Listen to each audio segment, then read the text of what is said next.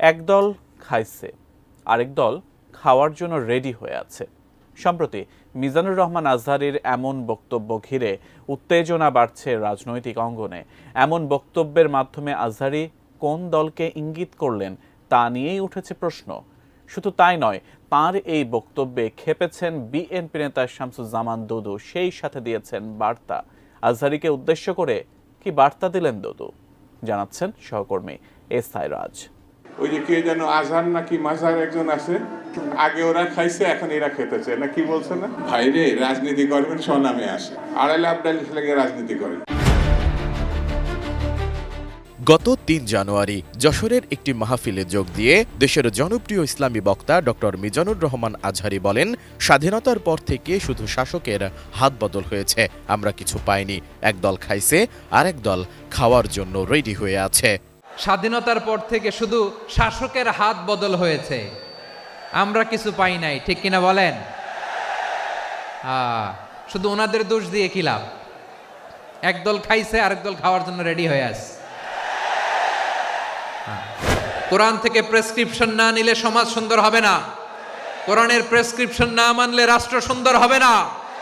কোরআনের prescription apply না করলে শুধু দুর্নীতি দমন কমিশন দিয়ে দুর্নীতি বন্ধ করা যাবে না। ব্রেকফাস্ট, টিফিন কিংবা স্ন্যাক টাইমে মজাদার আয়োজন মানে অল টাইম ব্রেড।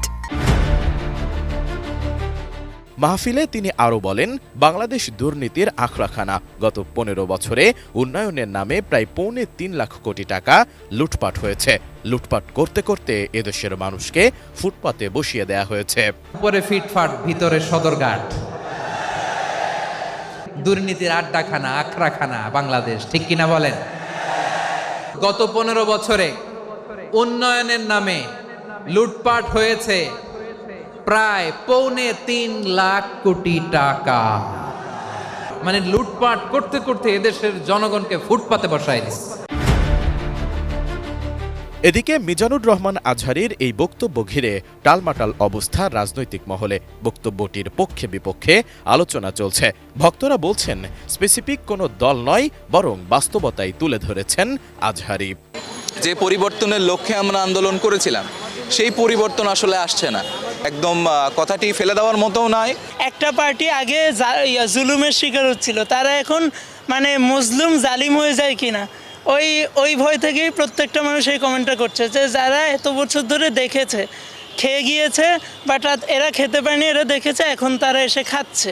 আমার মতে রিলিজিয়াস গ্যাদারিংয়ের মধ্যে এ ধরনের পলিটিক্যাল কথাবার্তা হচ্ছে আমি খুব একটা সমর্থন করি না। ইসলামিক বক্তব্য হিসেবে আমি রাজনৈতিক বক্তব্য হিসেবে দেখতেছি, এটা ইসলামিক বক্তব্য মনে করতেছি না।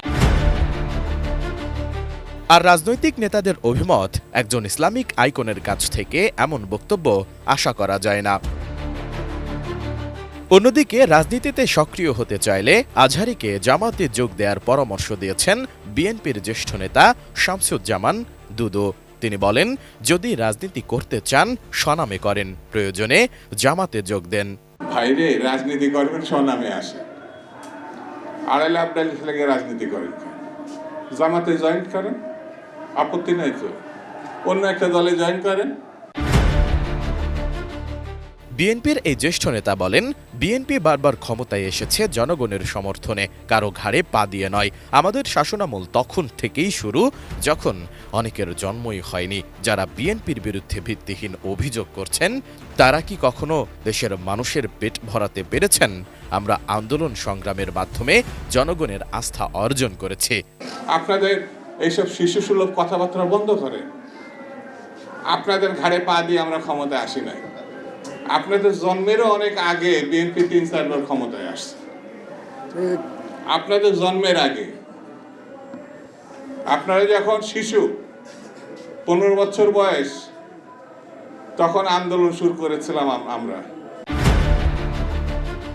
এছাড়া আওয়ামী লীগের সমালোচনা করে দুদু আরও বলেন, আওয়ামী লীগ শুধু লুটপাট করেছে। যারা বিএনপির সঙ্গে আওয়ামী লীগের তুলনা করেন, তারা শয়তানের শয়তান। আওয়ামী লীগের সঙ্গে বিএনপি যারা তুলনা করে, তাদের মতো শয়তানের শয়তান বাংলাদেশের আর দ্বিতীয় জন্ম নেই।